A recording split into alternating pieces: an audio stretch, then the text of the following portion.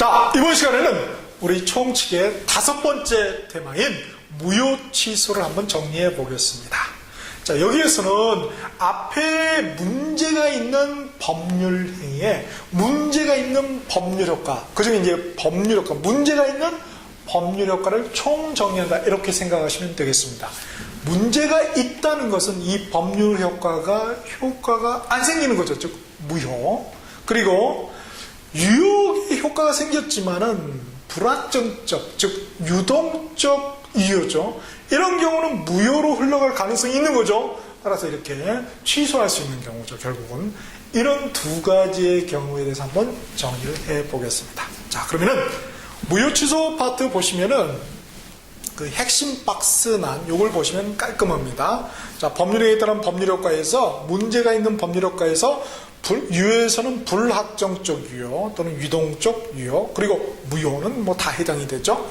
자, 먼저 무효부터 볼까요? 자, 무효 보니까 말이죠, 둘 다 문제죠. 확정적이 됐던 불확정적이 됐던 거죠. 자, 불확정적 무효 보니까 말이죠, 같은 말로 이제 유동적 무효죠. 자, 이 유동적이라는 것은 뭐예요? 이 유동적 무효라는 것은 무효가 유효로 흘러갈 가능성이 있다는 거죠. 뭐에 의해서? 바로 추인이라는 거. 추인, 한자를 곰곰이 좀 씹어보면은요, 추가 쫓을 추자죠. 추자, 60분 할 때 우리가 추. 그 다음에 인정하는 거예요. 무효인데 쫓아가서 유효! 이렇게 할 수 있는 경우가 있는 거예요. 그러니까 그런 경우는 확정적으로 유효가 됩니다. 우리 대표적으로 토지거래 허가 구역이라는 것입니다. 그런 지역에서의 이런 경우가 대표적인 유동적 무효의 법률행위가 돼요.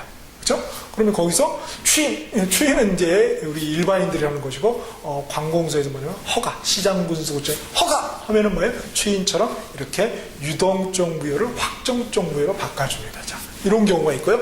자, 문제는 바로 불확정적 유효, 유동적 유효의 경우죠. 그렇죠? 자, 그런 경우는 취소를 하게 되면 어떻게 됩니까?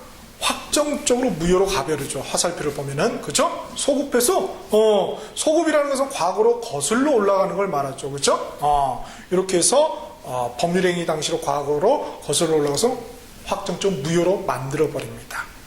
자, 그에 반해서 불확정적 유효인데, 유동적 유효인데 추인을 하게 되면 어떻게 되느냐? 그런 경우는 뭐예요? 보니까 화살표상에 취소권 소멸이라고 되어 있죠. 더 이상 취소할 수가 없다. 즉 확정적 유효가 된다는 것이죠. 자, 이러한 내용들을 이제 조문에 쭉 담아놓은 거예요. 자, 그러면 중요한 조문을 한번 간략하게 보죠. 139조에 보니까 무효행위의 추인이 나와 있습니다. 그래서 무효인 법률행위는 추인하여도 그 효력이 생기지 아니한다, 이렇게 되어 있죠. 여기서 무효라는 것은 확정적 무효를 말하는 것입니다.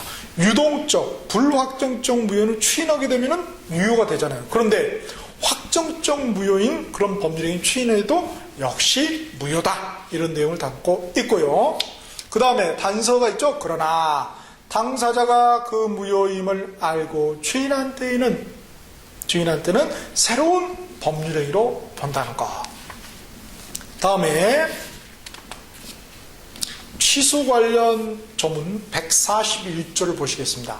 141조 취소의 효과 나와 있죠. 자, 취소라는 것도 의사표시가 있는 거죠. 취소! 이렇게 의사를 표시하는 거 아니에요. 그죠?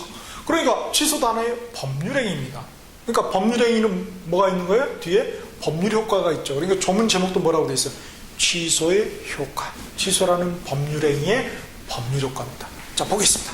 취소한 법률행위는 처음부터 무효인 것으로 본다고요. 이렇게 법률 효과가 나와 있는 거죠. 무효다. 확정적 무효가 되는 거죠. 그 다음에 143조 추인 있죠? 추인도 쫓아가서 인정하는 거예요. 인정한다는 것은 의사표시를 했다는 거죠. 역시 추인도 법률행위가 되는 거죠. 그래서 제가 괄호에 법률행위로 적어놨죠. 그래서 추인이라는 법률행위의 법률효과는 어떻게 되느냐 봅시다. 1항 143조 1항 취소할 수 있는 법률행위는 140조에 규정한 자가 추인할 수 있고, 그리고 추인 후에는 취소하지 못한다. 즉 취소권이 소멸돼, 권리가 소멸돼 버리는 거예요. 그렇죠? 그래서 확정적 유효가 돼버리는 것이죠. 그리고 145조를 한번 볼까요? 법정 추인이라고 돼 있죠. 보세요. 제가 민법에는 딱 두 가지다. 뭐다? 하나는 법률행위에 따른 법률효과 법률관계고, 또 하나는 법률행위에 비교되는 법률 규정에 따른 법률효과 법률관계죠. 그래서 이 법률행위 법률 규정이 바로 민법의 양대 맥입니다. 양대 맥. 이 맥으로 쭉 흘러가는 거죠. 조문에도. 역시 보니까 143조는 추인이라는 법률행위의 법률효과 법률관계를 다뤄놨고, 145조는 법정 추인이죠. 법정이라는 건 뭐예요? 법률 규정을 줄여서 법정이 되는 거죠. 그렇죠? 그래서 이 법정 추인을 했을 경우에 법률효과 법률관계는 어떻게 되느냐 이거예요. 법에서 정한 대로 되죠. 법에서는 145조에 뭐라고 되어 있어요? 취소할 수 있는 법률행위에 관하여 전조의 규정에 의하여 추인할 수 있는 후에는 다음 각 후의 사유가 있으면은 추인한 것으로 본다. 추인의 의사표시가 없음에도 불구하고 추인한 것으로 봐서 추인처럼 똑같이 법률효과, 즉 취소권이 소멸되게 이렇게 해준다는 것이죠. 그죠? 그런 내용이 나와 있어요. 또 단서도 있고.